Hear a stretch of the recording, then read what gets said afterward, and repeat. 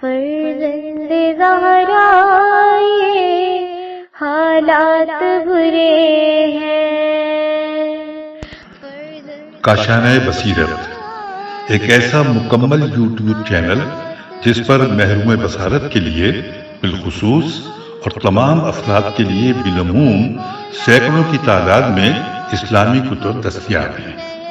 لہذا گزارش ہے کہ آپ اپنی ذمہ داری نبھاتے ہوئے کاشانہ بصیرت کو سبسکرائب کرنے کے ساتھ ساتھ بیل آئیکن کو پریس کیجئے تاکہ آپ علم کے حصول کے ساتھ ساتھ مذہب اہل بیت کی اشاعت میں بھی اہم کردار ادا کرتے رہیں۔ کاشانہ بصیرت۔ فرزند زہرا یہ حالات برے ہیں۔ السلام علیکم ورحمۃ اللہ وبرکاتہ۔ سامعین، آپ سماعت فرما رہے ہیں در محضر، جو کہ کتاب ہے حضرت آیت اللہ عظمیٰ محمد تقی بہجت کے دروس، تقاریر اور مختلف مواقع پر آپ کی زبان سے ادا ہونے والی مختلف حکایات، جس کو تحریر کیا ہے محمد حسین رخشاد نے۔ کتاب کا ترجمہ سید مجیب الحسن نقوی صاحب نے کیا ہے۔ آج ہم آپ کے سامنے اس کی 13ویں ریکارڈنگ پیش کریں گے، صفحہ نمبر 193 سے۔ عنوان ہے حق۔ اگر ہم بھی خلفائے بنی امیہ اور بنی عباس کی جگہ ہوتے جنہوں نے حقداروں سے ان کا حق غصب کیا تھا، ہم بھی اتنی طاقت رکھتے ہوتے کہ اپنے دشمن کو پکڑ سکتے اور اسے سزا دے سکتے، انہیں نابود کر سکتے۔ ہمارے پاس ہر دنیاوی طاقت ہوتی تو کیا ہم بھی وہی کام کرتے جو انہوں نے کیا؟ میرا خیال ہے کہ ہم بھی ائمہ معصومین علیہ السلام کے ساتھ وہی کچھ کرتے جو انہوں نے کیا، اس لیے کہ آج ہمارا کردار بتا رہا ہے۔ کیا ہم آج اہل بیت علیہم السلام کا حق غصب نہیں کر رہے ہیں؟ خداوند متعال سے دعا ہے کہ ہمیں ایسے امتحان میں مبتلا نہ کرے۔ اگر ہم امتحان میں مبتلا ہو بھی جائیں تو ہم خداوند متعال سے دعا کریں کہ وہ ہمیں حفظ فرمائے، یعنی ہماری حفاظت کرے۔ الہی امتحان میں آنے کے بعد انسان مقام امتحان پر یا حضرت سلیمان کی طرح اعلیٰ علیین میں شامل ہو جاتا ہے، یا یزید کی طرح ہلاک ہونے والوں میں، یا اسفل السافلین میں شامل ہو جاتا ہے۔ صفحہ نمبر 193، عنوان ہے تسلیم حق۔ ایک بلند مرتبہ عالم دین اور بزرگ شخصیت، جن کی قدر و منزلت کی وجہ سے وہ مشہور تھے کہ وہ محمد بن عثمان بن سعید کے بعد نیابت خاص امام زمانہ علیہ السلام کے لیے منتخب کیے جائیں گے، لیکن محمد بن عثمان بن سعید کے بعد جناب حسین بن روح کو امام زمانہ علیہ السلام کا نائب خاص منتخب کر لیا گیا۔ وہ عالم بزرگوار حسین بن روح کی خدمت میں آتے ہیں اور کمال ادب و احترام کے ساتھ دو زانو ہو کر آپ کے سامنے بیٹھ جاتے ہیں۔ ان عالم دین کا نام محمد بن متیل، میم تے یہ لام، محمد بن متیل ہے۔ جب وہ علماء کی محفل میں تشریف فرما تھے اور بتایا گیا کہ حسین بن روح کو امام زمانہ علیہ السلام کی نیابت خاص کے لیے منتخب کر لیا گیا ہے، تو احمد بن متیل اپنی جگہ سے اٹھے اور حسین بن روح کو اپنی جگہ بٹھا کر خود حسین بن روح کے قدموں میں بیٹھ گئے۔ اور یہ روایت ہے الغیبہ، شیخ طوسی، صفحہ نمبر 370۔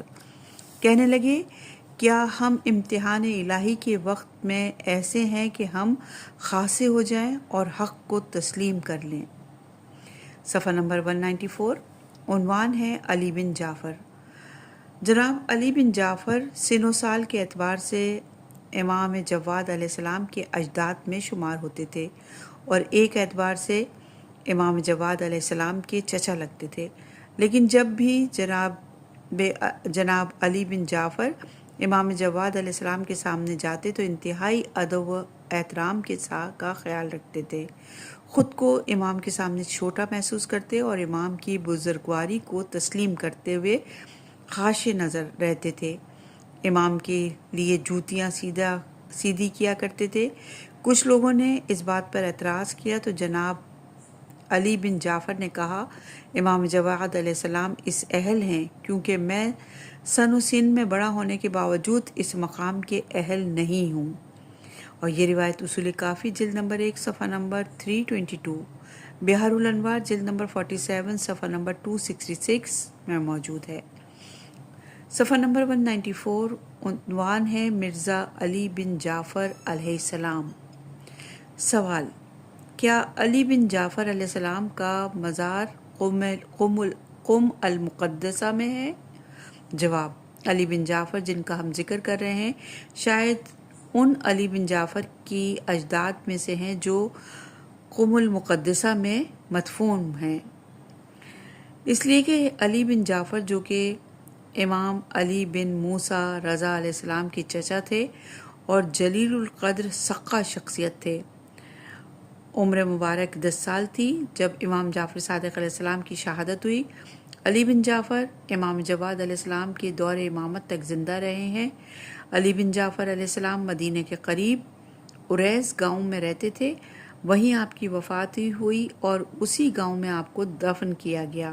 اور یہ روایت رجال نجاشی صفحہ نمبر 251، رجال ابن داؤد صفحہ نمبر 239، رجال علامہ ہل صفحہ نمبر 96، رجال کشی صفحہ نمبر 251 پر موجود ہے۔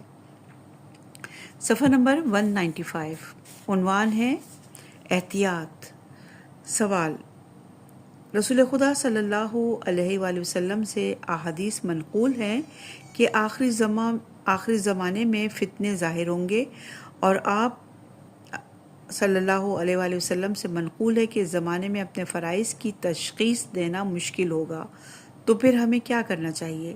جواب: اگر اپنے فریضے کی تشخیص مشکل کام ہے تو احتیاط کرنا تو مشکل کام نہیں، ہمیں ذرا ٹھہرنا چاہیے اور احتیاط سے کام لینا چاہیے۔ لوگوں کا خون بہانا، حتیٰ کہ عزت کرنا، لوگوں کے اموال کو ضائع کرنا اور لوگوں کے دین کو ضائع کرنا آسان نہیں، اس کا حساب کتاب بہت سخت ہے۔ ہمارے لیے ہر طرح سے اتمام حجت ہو چکی ہے، لہٰذا احتیاط کا دامن ہاتھ سے مت چھوڑیں۔ صفحہ نمبر 195 عنوان ہے ایک توضیح المسائل۔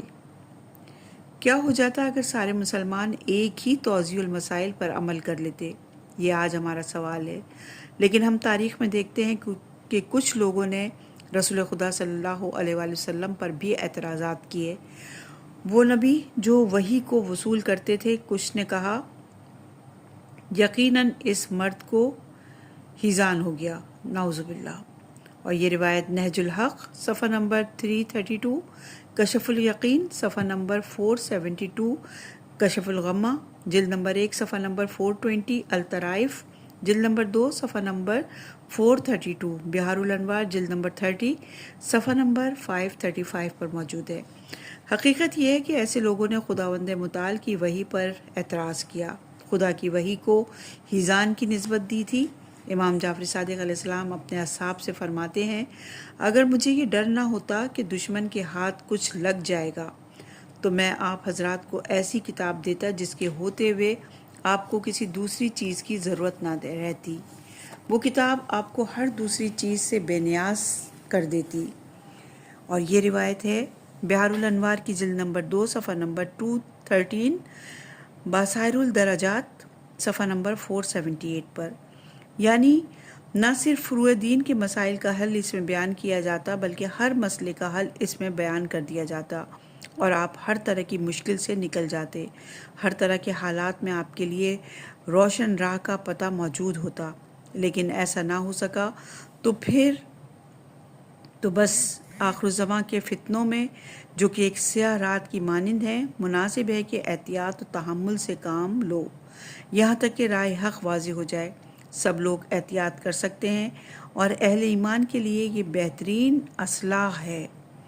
ان فتنوں میں صرف وہی نجات حاصل کر سکتا ہے جو اپنے ایمان میں ثابت قدم ہوگا اور تعجیل ظہور کے لیے دعا کرے گا، اور وہ تمام عقائد میں مضبوطی اور ثابت قدمی دکھائے گا۔ صفحہ نمبر 196 عنوان ہے مخالفت چھوڑ دو۔ جس دن میثم تمار کو تختہ دار پر لٹکایا گیا، اس کا کیا گناہ تھا؟ سید الشہداء علیہ السلام کا کیا گناہ تھا؟ آپ علیہ السلام کا کیا جرم تھا؟ کیا آپ علیہ السلام نے کسی کا کوئی قرض دینا تھا کہ آپ علیہ السلام کی تجویز اور درخواست کو رد کر دیا گیا؟ اور عمر سعد سے کہا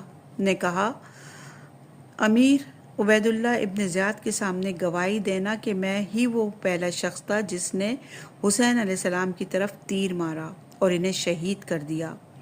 یہ روایت لہوف صفحہ نمبر 100، بحار الانوار جلد نمبر 45 صفحہ نمبر 12 پر موجود ہے۔ بالآخر امام علیہ السلام کو شہید کر دیا گیا۔ واقعہ کربلا کے بعد دنیا والوں کو خوف ہوتا تو انہوں نے یزید کی برائی کرنا شروع کر دی اور اس پر لعنت اور نفرین کرنا شروع کر دی۔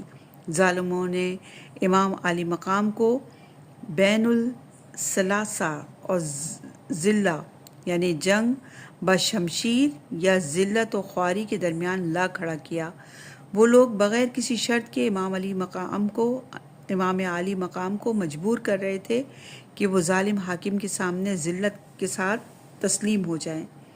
ہر صورت امیر عبید اللہ ابن زیاد کے حکم کے سامنے تسلیم ہو جائیں۔ اور یہ روایت ہے بحار الانوار کی جلد نمبر 45 صفحہ نمبر 129 اور صفحہ نمبر 301 اور ارشاد جلد نمبر 2 صفحہ نمبر 116 پر، یعنی بلا مشروط تسلیم ہونے پر اصرار کیا جا رہا تھا۔ ان کا کہنا تھا کہ جو کچھ ہم کر رہے ہیں، جیسے ہم چاہ رہے ہیں، بس امام علی مقام ان سب باتوں کو ویسے ہی مان لیں۔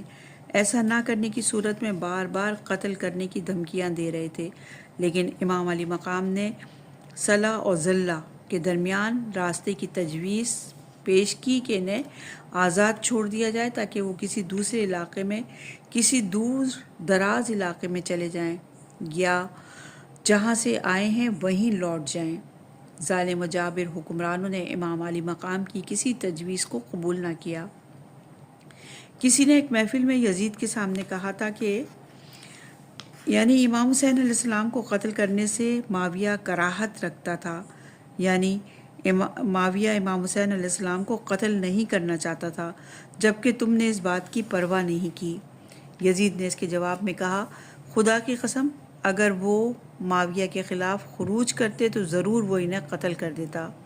اور یہ روایت ہے بحار الانوار جلد نمبر 44 صفحہ نمبر 389، اعلام الورا صفحہ نمبر 235، ارشاد جلد نمبر 2 صفحہ نمبر 86۔ یہ بات بالکل جھوٹ ہے اور حقیقت پر مبنی نہیں ہے، اس لیے کہ امام حسین علیہ السلام نے یزید کے خلاف خروج نہیں کیا تھا۔ امام علی مقام نے معاویہ کے دور حکومت میں بھی اس کے خلاف خروج نہیں کیا تھا، بلکہ مخالفت چھوڑ دینے اور راہ راست پر آ جانے کی دعوت دی تھی۔ صفحہ نمبر 198 اور عنوان ہے طبی نکتے۔ کھجور، دودھ، دہی، زیتون یہ ایسی چیزیں ہیں جو غذا میں بھی شامل ہیں اور دوا بھی ہیں۔ اکثر اوقات کچھ لوگ ایسا کھانا کھانا چاہتے ہیں جو مضر صحت نہ ہو، جس سے کوئی بیماری نہ لگ جائے، جس سے لگی ہوئی بیماری ٹھیک ہو جائے۔ تو یہ تمام چیزیں کا استعمال کرنے سے تمام فوائد حاصل ہو سکتے ہیں۔ انسان چاہتا ہے کہ اس کا نظام ہاضمہ ٹھیک کام کرتا رہے، اس میں کوئی خلل نہ آئے، نیند پوری کرے اور نیند میں زیادتی یا کمی نہ ہو، غذا اور دوا ٹھیک وقت پر اثر کرے تو اسے چاہیے کہ کم کھائے، اس لیے کہ رسول خدا صلی اللہ علیہ وآلہ وسلم کے بارے میں ہے کہ بھوک آپ صلی اللہ علیہ وآلہ وسلم کی خوراک تھی۔ اور یہ روایت ہے نہج البلاغہ صفحہ نمبر 227، بحار الانوار جلد نمبر 14 صفحہ نمبر 238، مکارم الاخلاق صفحہ نمبر 8۔ یہ بات کئی مرتبہ آزمائی گئی اور مجرب ہے کہ وقت افطار نیم گرم پانی اور مختصر روٹی روزہ دار کے لیے کئی ایک دوسری حلال چیزوں سے بہتر ہے جو وہ کھانا چاہتا ہے۔ قرآن اور اطرت علیہ السلام نے ہماری ظاہری زندگی کو محفوظ کرنے کے لیے بھی بہترین نسخے بتائے ہیں، شرط یہ ہے کہ ہم ان پر عمل پیرا ہو جائیں۔ صفحہ نمبر 199، عنوان ہے حکم نبوت۔ حضرت عیسیٰ علیہ السلام اپنے بچپن میں بہت گریہ کیا کرتے تھے۔ ان کی والدہ بی بی مریم علیہ السلام اس بات پر ناراض ہوئیں تو آپ نے اپنی والدہ سے کہا، اے میری پیاری ماں، اگر آپ چاہتی ہیں کہ میں زیادہ گریہ نہ کیا کروں تو آپ جنگل میں جائیں اور فلاں بوٹی لے آئیں، اسے پکائیں تاکہ میں اس کا پانی پی لوں اور پھر میں زیادہ گریہ نہیں کیا کروں گا۔ بی بی مریم علیہ السلام جنگل میں گئیں اور وہ پودا لے کر آئیں، اسے پکایا اور حضرت عیسیٰ علیہ السلام کے سامنے رکھا اور کہا، اسے پی لو۔ حضرت عیسیٰ نے اس کی طرف دیکھا اور منہ بنایا، اظہار ناراحتی کرنے لگے۔ بی بی مریم نے پوچھا، یہ کیا بات ہے؟ تم نے خود ہی تو کہا تھا کہ جائیں یہ والی بوٹی لے کر آئیں اور اسے پکائیں تاکہ تم اسے پی لو اور پھر زیادہ گریہ نہیں کرو گے۔ حضرت عیسیٰ علیہ السلام نے جواب دیا، جی ہاں ایسا ہی ہے، میری پہلی بات حکم نبوت کے تحت تھی، لیکن یہ ناراحتی میرا بچپن ہے۔ اور یہ روایت ہے بحار الانوار جلد نمبر 14 صفحہ نمبر 254، قصص الانبیاء جزائری صفحہ نمبر 410، قصص الانبیاء رواندی صفحہ نمبر 270، صفحہ نمبر 199 ہے۔ عنوان ہے سازشیں۔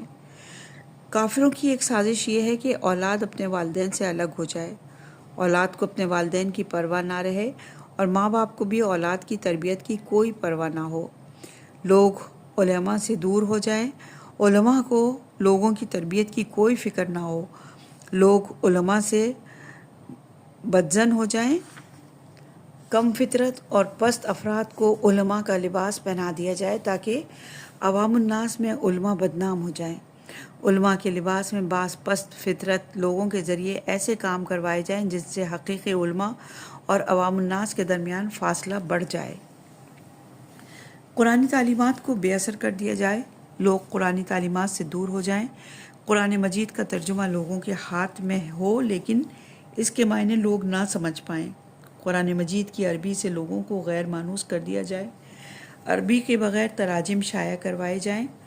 اسی طرح دشمن اسلام کی کوشش ہے کہ اہل علم اور روحانی طبقے کو بھی کتاب و سنت سے دور کر دیں، اسلام کے اصل منبع اور ماخذ میں تحریف کر دی جائے۔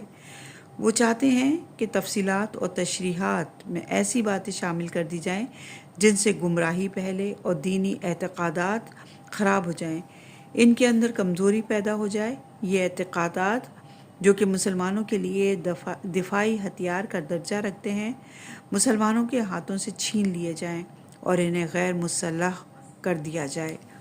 دشمن اسلام اپنی سازشوں میں کسی حد تک کامیاب نظر آتے ہیں۔ اسلام دشمن طاقتوں نے مسلمانوں کے سروں پر بے دین لوگوں کو حاکم بنا دیا اور مسلمان اقوام کو ایسا بے حس قرار کر دیا کہ علماء اگر کوئی تحریک چلاتے ہیں یا لوگوں کی اصلاح کرنے کی بات کرتے ہیں تو ان کی باتوں پر کان نہیں دھرا جاتا، علماء کو معاشرے میں تنہا کر دیا گیا ہے، اصلاح کی بات کرنے والے علماء کو قتل کر دیا جاتا ہے۔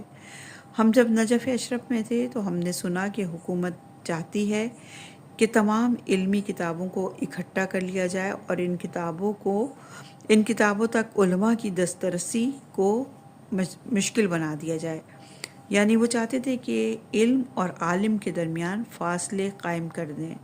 اے کاش ہم سمجھ لیتے کہ بھیڑیے ہم پر حملہ آور ہیں اور وہ ہمیں کھا رہے ہیں، ہمیں کافروں کے متعلق بدبین رہنا چاہیے، ان کے ساتھ دوستی نہ کریں، ان کے چاہنے والوں میں ہمارا شمار نہ کیا جائے، ہم ان کی صحیح باتوں پر بھی شک کریں اور غلط باتوں کی مخالفت تو کرنی ہی چاہیے۔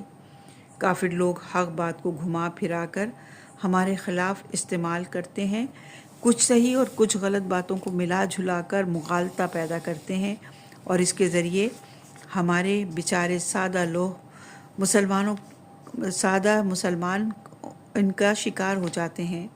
ہمیں یہ بات سمجھ لینی چاہیے کہ ہمارے دین اور دنیا کی اصلاح انبیاء اولیاء علیہ السلام کی سیرت پر چلنے میں ہے، ان سے خود کو الگ کرنا دین اور دنیا کی تباہی کا باعث ہے۔ کافر لوگ ہمارے دین کو ہم سے چھین لینے کے بعد ہماری دنیا بھی ہم سے چھین لیں گے۔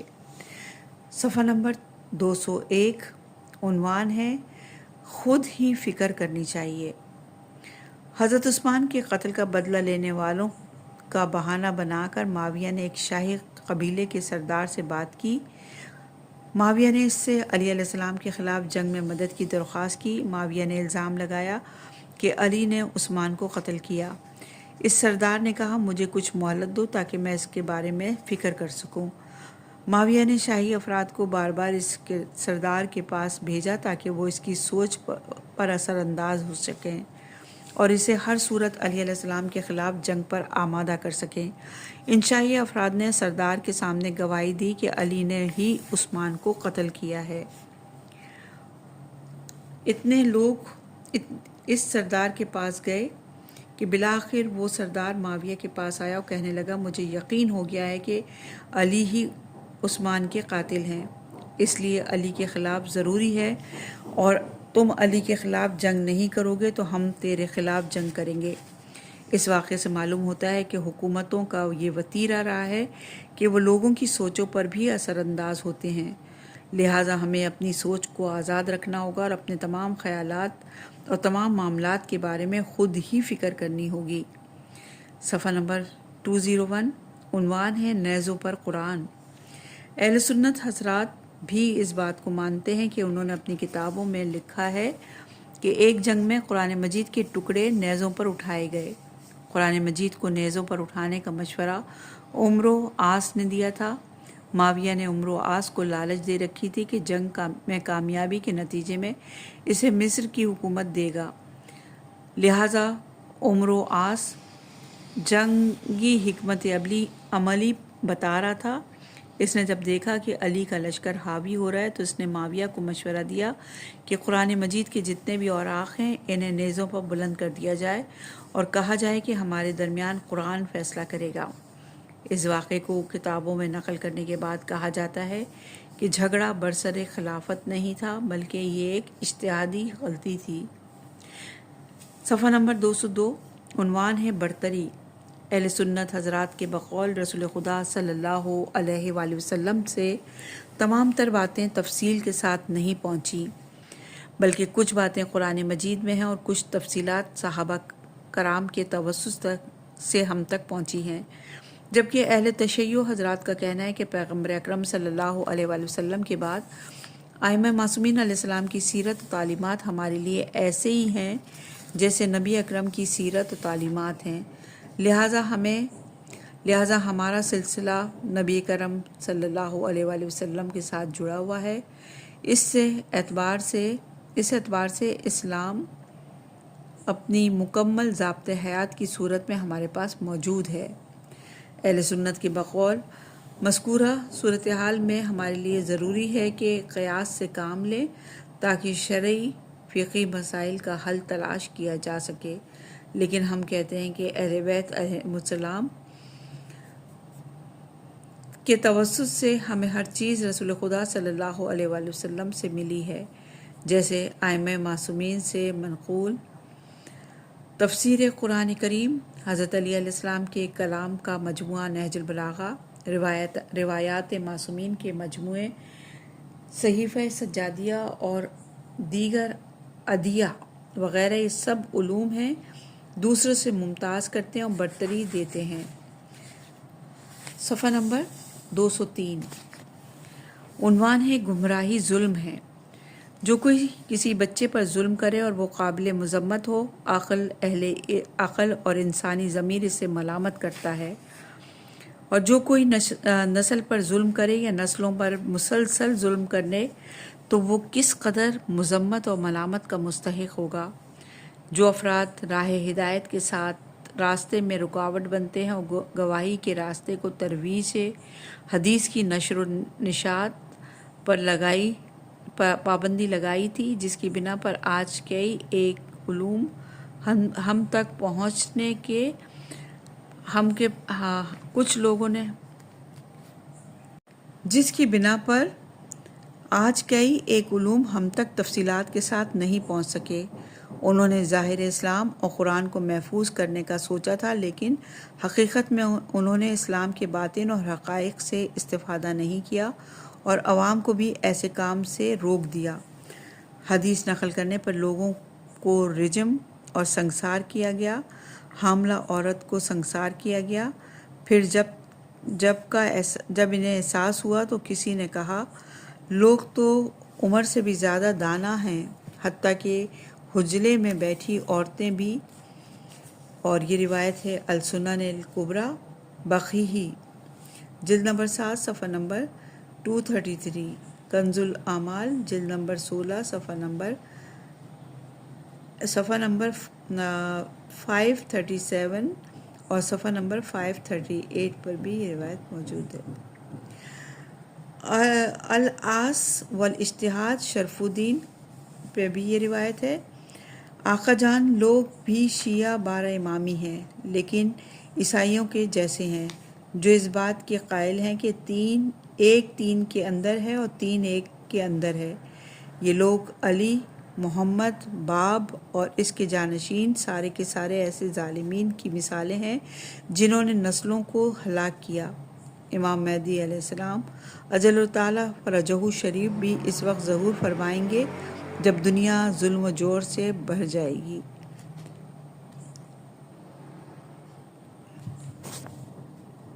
دنیا کے ظلم و جور سے بھر جانے کے بعد، اور روایت میں ہے کہ قتل ہو جانا اور شہید ہو جانا کسی نسل کی گمراہی سے بہتر ہے، وہ گمراہی جو ہمیشہ کی ہلاکت کا باعث ہو۔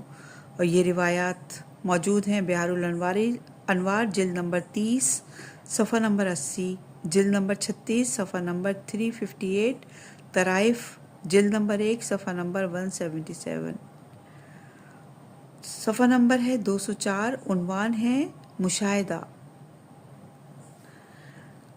برنابہ انجیل میں بہت سی باتیں ہماری روایات کے مشابہ ہیں، اس پر کئی ایک شواہد ہیں، جیسے سور اور نشاور چیزوں کا حرام ہونا۔ پروردگار عالم اپنی رحمت اور نعمت کے باعث مومن بندے کو کیا کچھ عطا فرماتا ہے، اس حد تک کہ جیسے خود کو بھی انہیں عطا کر دے گا۔